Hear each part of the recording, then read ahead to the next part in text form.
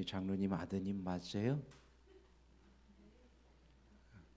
여자분은 며느리 되십니까? 예? 100% 맞아요? 얼마나 행복하십니까? 아름다운 찬양을 통해서 우리 하나님께 영광을 돌리신 우리 어, 장로님 우리 아드님 부부에게 감사를 드립니다.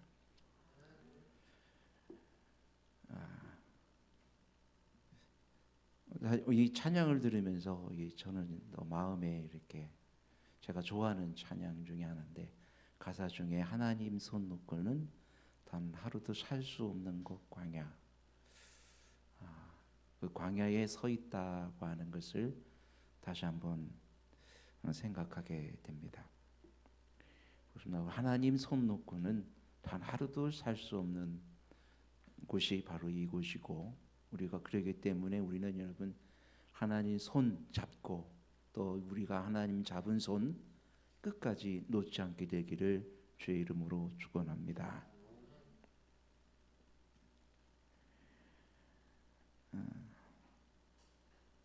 오늘 여러분과 함께 열왕기하 2장입니다. 2장 18절 22절까지 있는 말씀 우리 다 같이 봉독해 보겠습니다.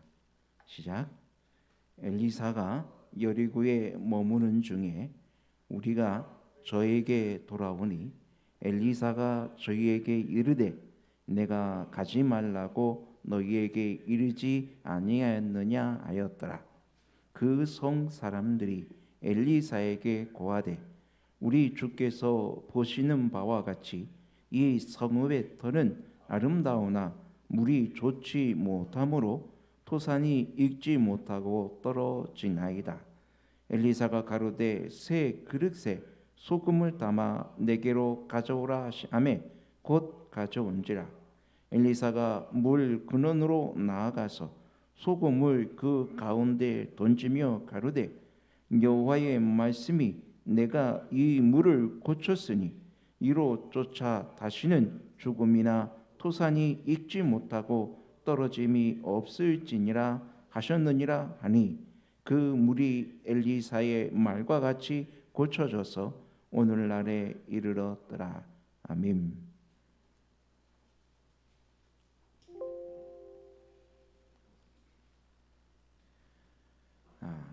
이 엘리사가 여리고에 있었는데 이 일은 엘리야가 승천하고 바로 그를 대신하여 엘리사가 직무하던 때에 있었던 일입니다. 18절에 보면은 엘리야가 승천했는데 그 제자들이 우리가 하나님이 엘리야 선지자를 데리고 가시다가 혹시 땅으로 떨어뜨렸는지 어땠는지 우리가 알 수 없사오니 우리가 그를 찾으러 가게 해달라고 때를 씁니다. 그러니까는 엘리사가 갈 것 없다, 가지 마라 했어요. 그런데 끝끝내 이 제자들이 어떻게 해요? 찾게 해달라고. 그랬더니 한 50여 명이 나갔어요. 50여 명이 며칠간을 산으로 들로 찾아다니다가 찾지 못하고 들어왔어요. 그래서 이제 그러니까 엘리사 선지자가 내가 그러니까 가지 말라고 하시 아니하더냐 라고 이야기한 것입니다. 그러고 보면 참 이때에 이스라엘 백성들이 그 하나님을 믿는 그 어떻게 보면은 선지자 수업을 받는 사람들인데도 불구하고 하나님께 대한 올바른 믿음이 없었던 것을 보게 됩니다. 그죠? 예. 하나님께서 올려가시다가 그를 어느 곳에 떨어뜨려 갖고 버릴 것을 상상하니 참 얼마나 하나님께 대한 신뢰가 없었으면은 이런 생각을 하고 있었을까? 가지 말라고 해도 가겠다고 해서 할 수 없이 이제 엘리사가 보냈지만 참 엘리사도 그런 제자들의 마음의 상태를 볼 때 얼마나 마음이 아팠을까? 하나님을 신뢰하지 못하는 그들의 마음의 상태가 얼마나 어려웠을까. 그래서 그들에게 어떻게 보면은 이것은 하나님의 말씀이 얼마나 위대하고 하나님의 말씀이 얼마나 더 강한 능력과 확실의 약속이 있다고 하는 것을 보여주는 그런 놀라운 사건이기도 합니다. 여리고에 있는 그 성이 물이 좋지 못했다 그랬어요. 토산이 익지 못하고 떨어진다 그랬어요. 어느 정도 자라기는 자라나는데 익지 못하고 떨어지는 것입니다. 그때에 엘리사가 소금을 가져다가 그 가운데 던지며 가로되 여호와의 말씀이 내가 이 물을 고쳤으니. 여러분, 무엇이 고쳤어요? 소금이 고쳤습니까? 예, 여호와의 말씀이. 여러분, 분명한 사실은 하나님의 말씀이 우리 가운데 거하면 우리도 분명히 고쳐집니까? 믿습니까, 여러분? 예, 믿으시기 바랍니다. 하나님의 말씀이 우리 가운데 뭐하면 뿌려지면. 근데 이제 예수님의 또 비유를 통해서도 우리에게 말씀해 주시는 것은 이 말씀을 받는 이 마음의 밭에 따라 또 달라지기도 합니다. 그렇죠? 길가에 뿌려진 씨, 돌짝에 뿌려진 씨, 가시밭에 뿌려진 씨, 옥토밭에 뿌려진 씨.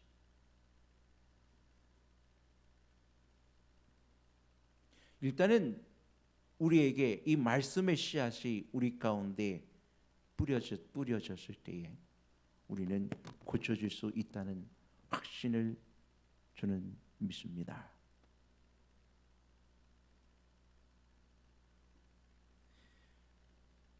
부조와 선지자 233페이지에 보면은 여기에 더러워진 샘물은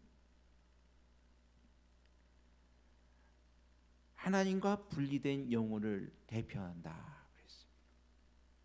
하나님과 분리된 영혼, 이거 무엇을 의미하는가요? 하나님과 분리된 영혼은 어떤 영혼이? 하나님을 찾지 않는 사람입니다. 즉 죄로 말미암아 분리되어진 사람들의 심령입니다. 이 죄는 무슨 일들을 우리에게 일으키는가 보면은 이렇게 부조와 선지자 233페이지에 보면은 그 죄에 대하여 이렇게 기록하고 있습니다. 죄는 인간을 하나님과 분리시킨다 그랬어요. 죄는 인간을 누구와 분리시킨다고요? 하나님과 분리시킨다. 또 인간의 심령 속에 있는 하나님을 알고자 하는 욕망과 능력을 모두 소멸시킨다. 로마서 1장 20절에 있는 말씀처럼 그들의 마음속에 누굴 두기를 싫어하냐면 하나님 두기를 싫어한다는 것입니다. 그렇습니다. 죄는 우리 마음속에 하나님 두기를 싫어하게 합니다. 하나님을 찾는 것조차 싫어합니다. 죄는 우리로 하여금 하나님 말씀 보는 걸 싫어하게 합니다. 하나님 말씀 보는 것 대신 뭐를 보게 해요? 다른 걸 보게 합니다. 죄는 우리로 하여금 기도하지 않게 합니다. 여러분, 사단이 가장 좋아하는 것은 하나님의 백성들이 기도하지 않는 것입니다. 그런 거 다른 거 그 아무리 교회에 오는 거 염려하지 않아요. 교회 열심히 나가는 거 염려하지 않습니다. 사단이 가장 염려하는 것은 그들이 뭐 하는 거예요? 기도하는 거예요. 하나님 말씀 보고 기도하는 걸 가장 싫어합니다.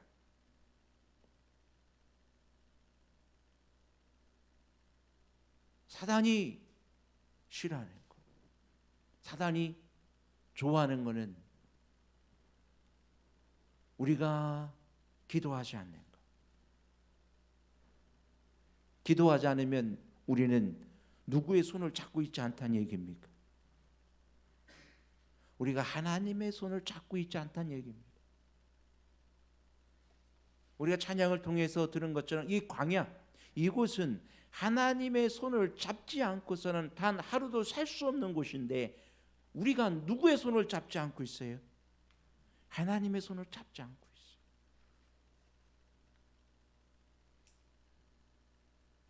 그래서 이런 죄로 인하여 우리 인체 조직이 교란되고 마음은 타락하고 생각은 부패되고 영혼의 기능은 퇴화되는 것입니다.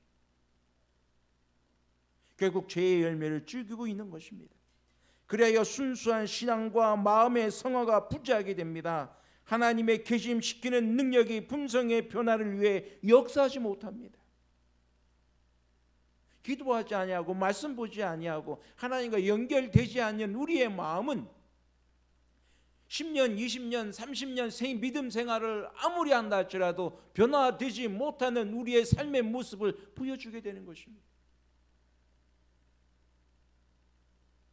오히려 우리의 마음이 부패되고 저하되고 하나님을 믿는 것처럼 이야기하지만 실상은 전혀 믿지 못하는 우리들의 삶의 모습이 되는 것입니다. 그러니까 열매가 어떻게 돼요? 열매가 막 익으려고 하다가 어떻게 됩니까? 익을 때쯤 하면은 떨어지고 열매 맺지 못하는 것입니다.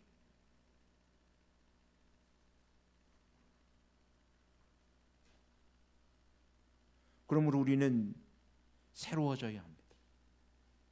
고쳐져야 합니다. 무엇으로요? 말씀으로. 엘리사가 새 그릇에 소금을 가져오라고 했어요. 새 그릇에 소금을 가져와서 그 근원에 어디에 뿌렸어요? 그 샘물의 근원에 뿌렸어요.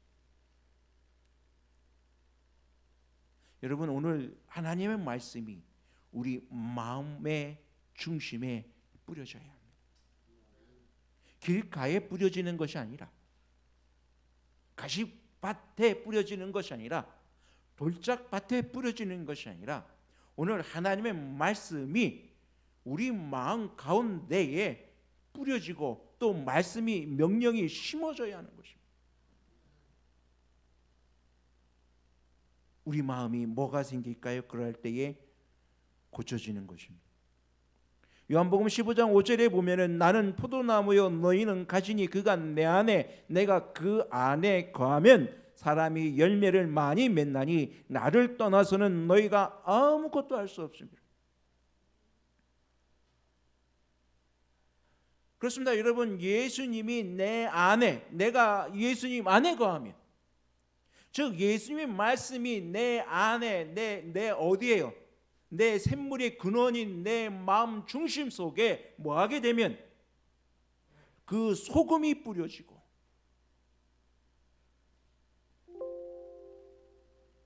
하나님의 말씀이 우리 가운데 거하시면 우리가 고쳐지게 되는 것입니다. 열매 맺지 못하는 우리의 삶이 아니라 열매 맺는 삶으로 우리의 모든 삶이 변화되어지고 고쳐지고 우리의 품성의 변화가 이루어지며 세상 모든 사람 앞에 예수 그리스도를 나타내고 증거할 수 있는 우리의 삶의 모습으로 변화되어지는 놀라운 역사가 일어나는 것입니다.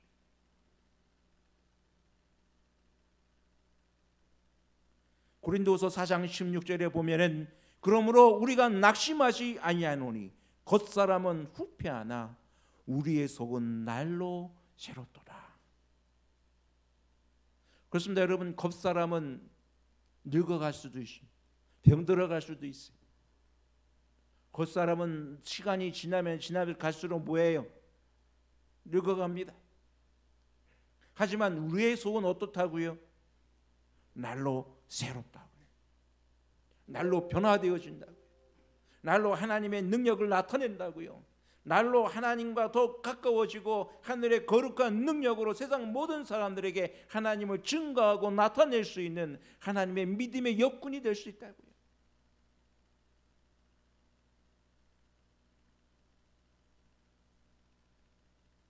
이제까지 불결하던 여리고 샘물에 대하여 주님께서는 내가 이 물을 고쳤으니 이로조차 다시는 죽음이나 토산이 익지 못하고 떨어짐이 없을지니라고 선언하셨습니다. 여러분, 이 선언은 누구에 대한 선언이기도 합니까? 우리에게 향한 하나님의 축복의 선언이기도 합니다. 우리에게는 다시는 무엇이 없고요,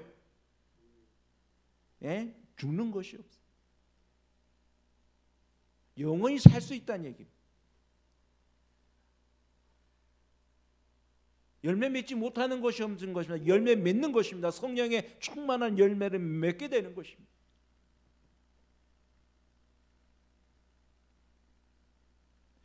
우리 안에 주의 성령이 계심으로 우리의 영을 새롭게 하십니다.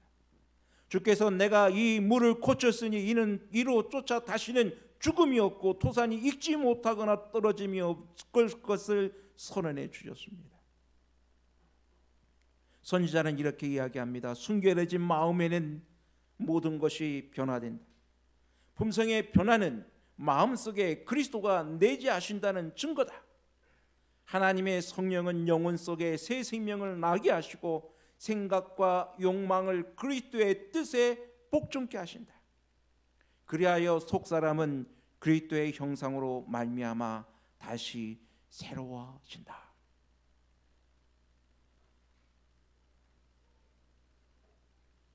언제 김홍배 지사님께서 올리신 카톡의 성경 내용 중에 예수님 앞에 나가는 것은 무엇을 의미한다 그랬어요? 거기에 죽으러 가는 것이다. 그 말은 무슨 말일까요? 사도 바울도 나는 매일 죽노라 그랬잖아요. 즉 하나님의 말씀의 능력이, 하나님의 말씀이 우리 가운데 뿌려짐으로 하나님이 내 안에 계신다고 하는 것은, 내 안에 계시게 할 수 있는 유일한 방법은 내가 뭐 할 때, 내가 죽을 때만이 예수님이 내 안에 계실 수가 있는 것입니다. 그렇습니다. 여러분, 신앙이라고 하는 것은 우리의 마음에 누가 계시냐 하는 싸움이에요. 누가 있느냐는 것입니다. 내 마음 가운데 내가 있느냐, 아니면 내 마음 가운데 하나님이 계시냐는 것입니다. 매일 싸워요. 매일 내 마음의 주인이 누구냐를 위해 싸웁니다. 내 마음의 주인이 나냐? 그리스도야.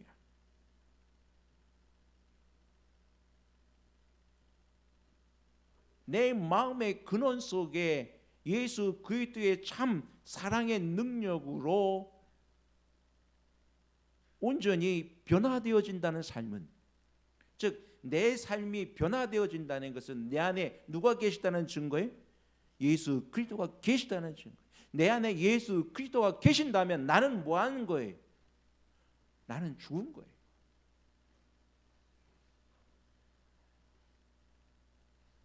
예수님이 내 안에 계시면 나는 죽은 것입니다.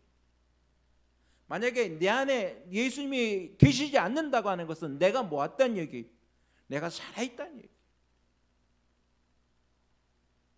즉 내가 예수님을 믿음으로 받아들인다는 얘기는 나는 예수님 안에 십자가에 못 박혀 죽었습니다라고 고백하는 것입니다. 예수님 내가 믿습니다. 예수님 내 안에 내 속에 계시기를 원합니다라고 내가 진심으로 하여 고백하는 그 순간, 예수님 나는 죽었습니다. 나는 예수 그리스도와 함께 십자가에 못 박혀 죽었습니다라고 고백하는 것입니다.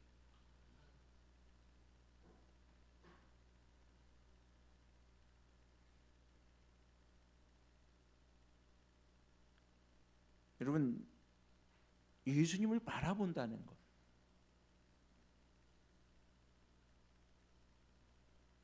누구든지 뱀을 든 그것을 바라본 자는 광야에서 산다 그랬어요. 요한복음 3장 16절에 보면 누구든지 예수 그리스도를 믿는 그 사람은 영생을 뭐 했다고 그랬어요? 얻었다 그랬어요.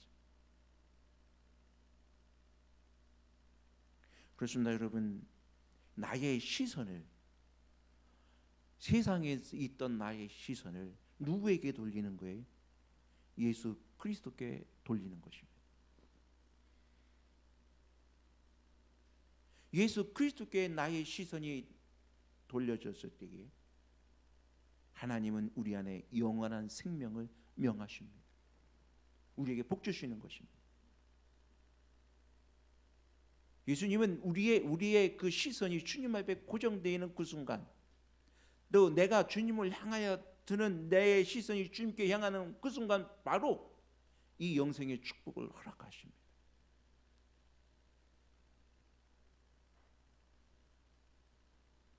즉 우리 안에 죄를 뉘우치며 예수님이 내가 다시 설기를 원하는 그 순간처럼 하나님의 말씀을 향하여 또 주님을 향하여 우리의 마음이 눈이 들려질 때에 주께서 우리를 향하여 그 얼굴을 두시고 복을 명하시며 하늘의 은혜로 영원한 생명으로 우리 가운데 채워주심을 확신하게 되기를 간절히 바랍니다.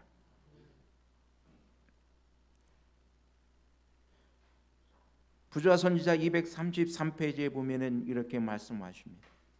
하나님의 말씀을 받은 마음은 증발하는 연못과 같지 않고 그 물을 저장하지 못하는 터진 웅덩이와 같지도 아니하다.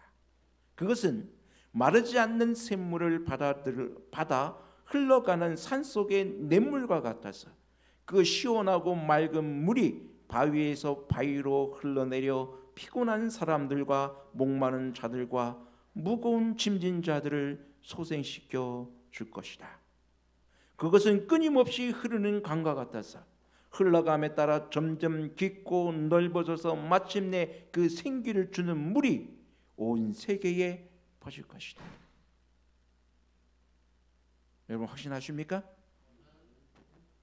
하나님의 말씀을 받은 마음, 즉 하나님께서 명하셔서 내가 이 물을 고쳤다고 명하신 그 마음은 생명의 샘물이 흘러넘치는 그런 샘물이 되는 것입니다. 생수가 되는 것입니다. 다른 사람이 나를 하여금 다른 사람들이 뭐하게 하는 거예요? 살아나게 하고 소생하게 하고 나로 하여금 기뻐하고 즐거워하게 하는 것입니다. 나는 당신만 보면 즐겁다고 하는 것입니다. 나는 당신만 있으면 행복하다고 하는 것입니다. 오늘 여러분 다른 사람들이 나를 볼 때에 당신이 있어서 고맙고 감사하다는 이야기를 듣게 될 수 있는 저와 여러분이 되기를 간절히 바랍니다.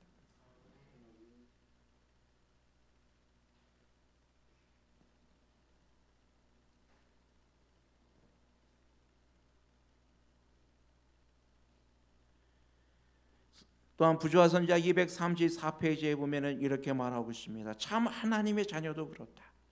그리스도를 믿는 믿음은 생기를 주고 널리 퍼지는 원칙으로서 그 자체가 살아있고 실용적인 영적 힘임을 나타낸다.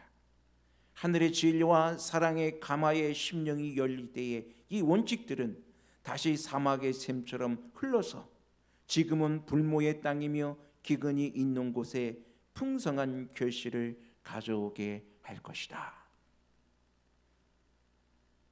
여러분 나만 열매 맺는 것이 아니라 누구도 열매 맺게 한다고요? 네? 다른 사람들도.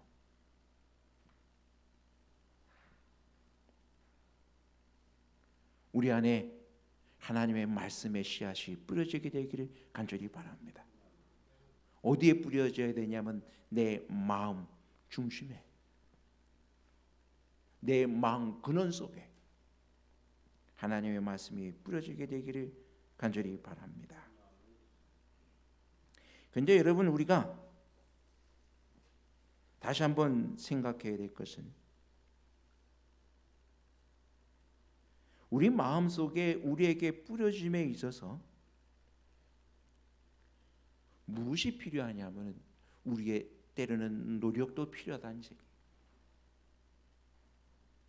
하나님의 말씀이 그냥 내가 뭔가를 내가 할 수 있는 것은 그 뱀을 광야에서 뱀을 보는 것도 누구의 동의가 필요했습니까? 예? 누구든지 본 자는 살아났어요. 그런데 그 보는 곳에는 누구의 동의가 필요해요? 내 마음의 동의가 필요한 것입니다. 내가 누구를 보고자 원하는 거예요? 예수님 보고자 원하는 그것입니다. 예수님께서 우리 마음속에 우리의 모든 것을 뿌려주셨지만 내 마음이 그것을 원하지 않냐고 그것을 받지 않냐할 때는 어느덧 내 마음은 무엇으로 변해요? 돌밭으로 변합니다. 가시밭으로 변합니다. 하지만 내 마음이 그것을 온전히 믿음으로 받아들이고자 예수 그리스도를 믿음의 눈으로 보기 시작한다면 어느덧 내 마음은 뭐가 되는 거예요? 옥토가 되는 것입니다. 즉 내 마음에 뭐 하기만 하면 내 마음에 동의가 있어야 되는 것입니다. 혈루병을 앓은 여인이 그 예수님의 옷자락을 만지는 과정에 있어서도 예수님께서 그 여인의 기도를 들으시고 그 여인에게 가는 그 중에 예수님은 그 여인이 잡기 쉽게끔 가지는 않으신 것 같아요. 왜냐하면 그 여인이 그가 낼 수 있는 모든 힘을 다하여 예수님의 옷자락을 만지기 위하여 노력했다고 기록하고 있습니다. 그러니까 수많은 군중들이 걸어오고 있어요. 움직입니다. 이 힘이 없는 연약한 여인은 자칫 잘못하면 뭐 할 수가 있어요? 예? 또 밀려갈 수가 있어요. 군중이 밀면 어떻게 됩니까? 무리들이 밀고 나오면 힘이 없으면 밀립니다. 그 자리에 있을 수가 없어요. 하지만 그 여인은 어떻게 하든지 그 군중들의 무리를 뚫고 무엇을 하기 위해서 자기 믿음대로 예수님의 옷자락만 만지면 나을 수 있으니까 나을 수 있을 것 같으니까 어떻게 하든지 예수님의 옷을 만지기 위하여 그는 온 힘을 다하여 예수님의 옷을 만지기 위해 노력했다고 했어요. 그 믿음은 결실을 이루었습니다.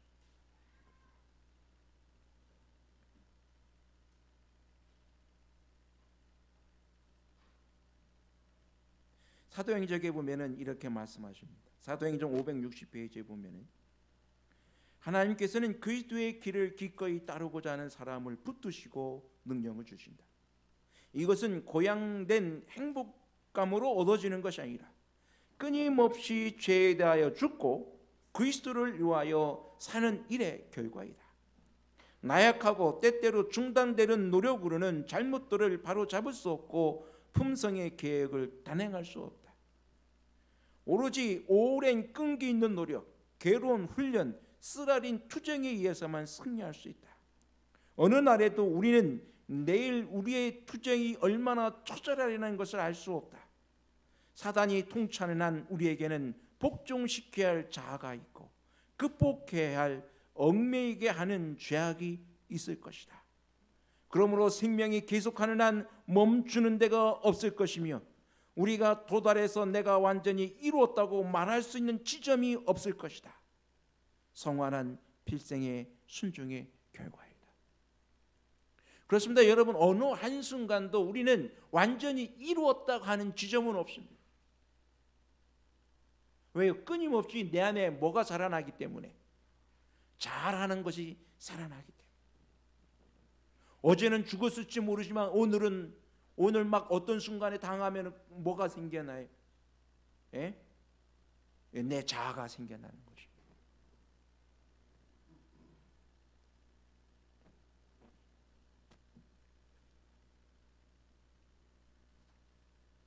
우리는 어떻게 보면은 끊임없이 싸워야 되는 거죠.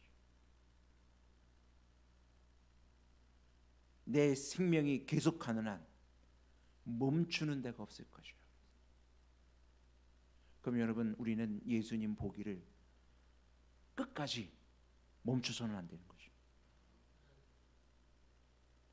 매일의 삶 속에서 우리는 내 자신을 주님 앞에 드리는 데에 힘써야 할 것입니다.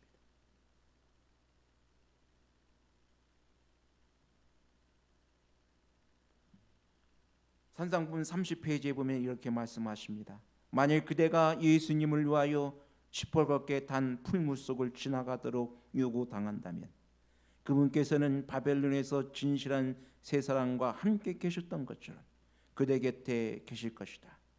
구주를 사랑하는 자들은 그분과 함께 굴욕과 치욕을 당할 때마다 기뻐할 것이다. 주님을 향한 사랑 때문에 그들은 그분을 위해 받는 고통을 달게 여긴다. 그렇습니다. 여러분, 하박국서 3장 17절에 비록 무화과 나무가 무성치 못하며 포도나무에 열매가 없으며 감람나무에 소출이 없으며 밭에 식물이 없으며 우리의 양이 없으며 외양간에 소가 없을지라도 나는 여호와를 인하여 즐거워하며 나의 하나님을 인하여 기뻐하리로다. 여러분, 거듭난 사람의 심령, 즉 그의 마음에, 그의 영혼에 하나님의 말씀으로 고침을 받은 심령이 바로 이것인 것입니다. 오직 하나님 한 분만 있더라도 감사하게 되는 것입니다.